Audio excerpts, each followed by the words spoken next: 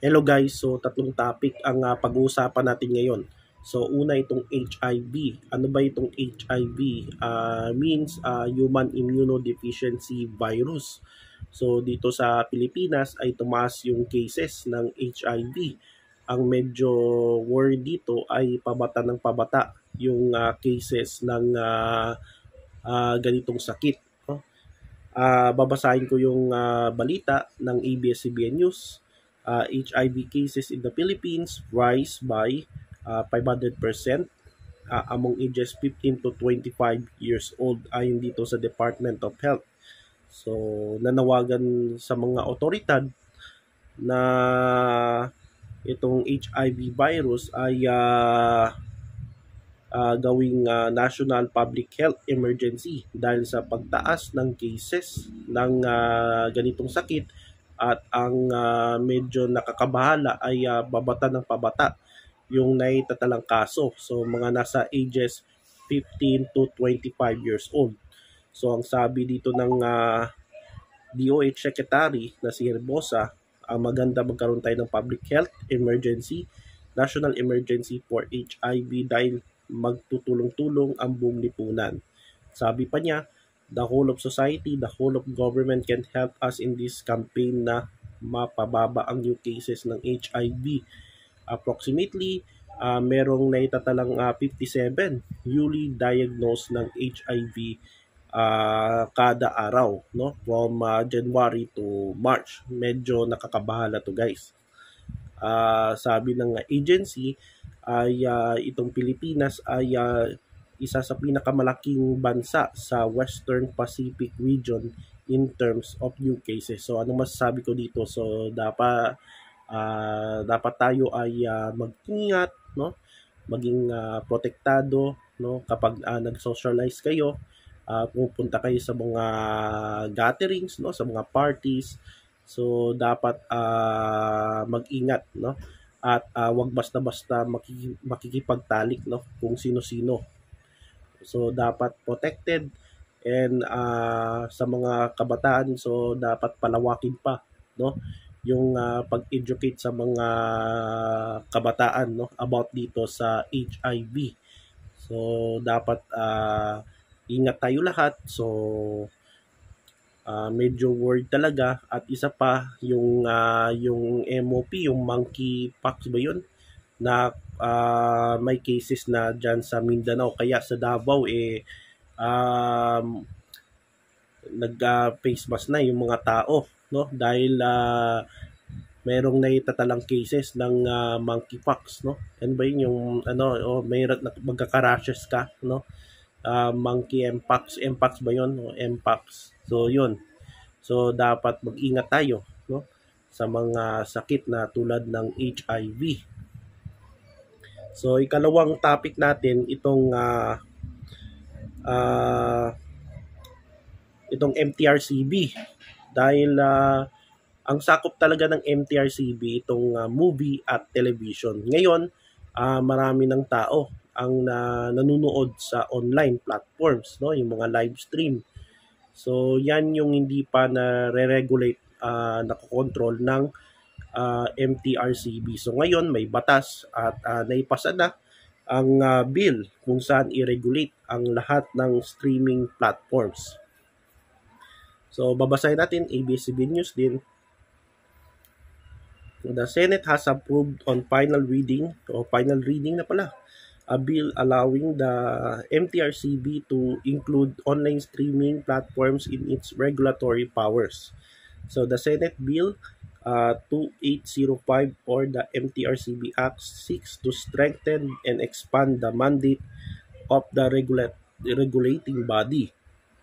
So alam niyo na kung sino nag-sponsor ng ganitong bill.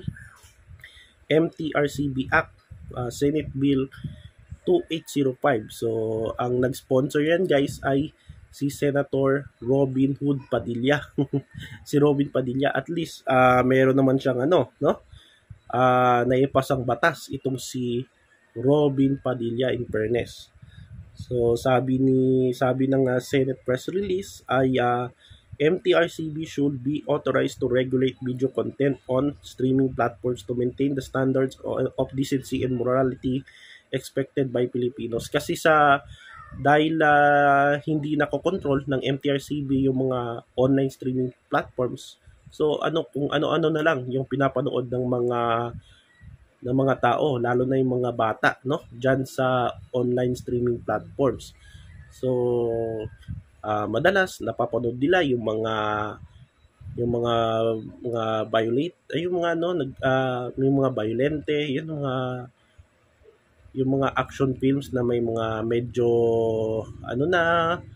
violent na, tapos may mga love scenes na doon na medyo malaswana, no? So dapat talaga i-control 'yan ng MTRCB at dapat i-regulate na itong mga ganyan kasi marami ng mga bata nanonood ng mga di kanais-nais na mga content at doon ay inisip nila ng mga senador na gawing batas ito para i-regulate na din itong mga gaya din sa mga mainstream dyan sa movies, dyan sa TV. So ganoon na din dyan sa mga online kasi marami ng Pilipino na nanonood na sa online platforms. So nung mga nakarang buwan ay nangyari na ngayong buwan, no? Mukhang effective na yan yung batas na 12% VAT para sa mga digital streaming o mga digital tungkol sa mga digital. Halimbawa dyan yung mga online streaming platforms, no? Kagaya ng Netflix. Kaya makikita mo, no? Tumaas yung kanilang subscription fee, no? Dahil doon sa 12% VAT. Ngayon, ito na naman, no? Yung pinapasa ngayon na i-regulate na ng MTRCB ang mga online streaming platforms. So, ang iba sa inyo, pabor, yung iba sa inyo ay hindi nagustuhan itong ginawa ng Senado. So, sa pagpasa ng batas na i-regulate ng MTRCB ang lahat ng online streaming platforms. So, halos lahat ng mga senador ay bumoto pabor dito except kay Senator Risa Hontiveros na nag-no about dito sa MTRCB bill. So, tingnan natin kung siguro na na to, no? Tingnan natin kung ano kaya ang magiging epekto, no? Dito sa pagpasa ng Senado dito sa MTRCB bill, no? Na i-regulate ang lahat ng mga online streaming, no? Kagaya ng Netflix, yung mga HBO at etc. So, ikatlong topic natin about kay Rowena Guanzon kasi may balibalita na gagawing spokesperson ni Vice President Sara Duterte itong si Rowena Guanzon. So, itong si Rowena Guanzon ay Attorney Rowena Guanzon ay dating commissioner ng COMELEC. Where in fact, itong si Guanzon ay matalino, matapang, ganun talaga si Attorney Guanzon, no? Noong 2022 presidential election ay sinuportahan niya si Leni Robredo. So makikita mo sa mga campaign ni Leni, no? Nandoon siya sa Iloilo, sa Negros, nagsi-speech. Tapos sinusuportahan niya yung party list na P3WD kung saan sana siya yung nominee noong 2022, no? Nanalo yung P3WD pero hindi nakaupo si Attorney Guanzon. Dahil parang late na, no? Parang late na naka-join itong si Guanzon kasi nung panahon na yon ay nung mga 2023 ay commissioner pa siya ng COMELEC. Kaya yun siguro yung dahilan kung bakit hindi nakaupo si Guanzon dyan sa Kongreso. Kasi hindi siya yung original na nominee dyan sa P3PWD, tama ba? No? Yun. Tapos, ngayon, parang si Guanzon, yung tingin ng mga netizen ay sumasama na sa mga DDS, yung mga Duterte supporter. So, yun ang topic, parang kinukuha itong si Guanzon bilang spokesperson kasi sa Congress meron na silang bagong spokesperson, itong si Priscilla Abante, anak ata to ni Congressman Abante diyan sa Kongreso, na medyo parang no, medyo matapang din kapag makita mo siya, no, nagsasalita.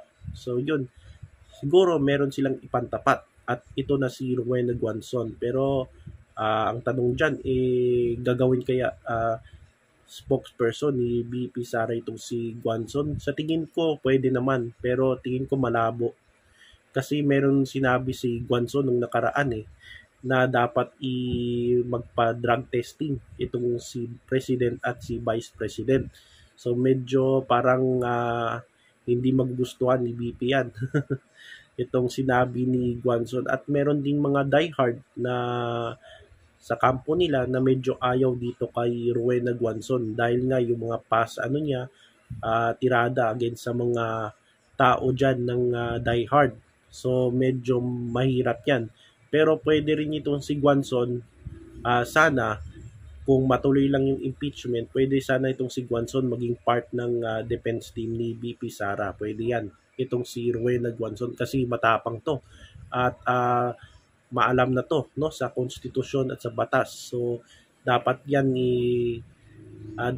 kung gusto nilang kunin na nila itong si Attorney Guanzon. So yan yung masasabi ko dito about kay Rowena Guanzon. Kaya siya ata yung unang tumawag kay BBM noon nung name calling na BMJJ, yung bangag, no? Siya yun.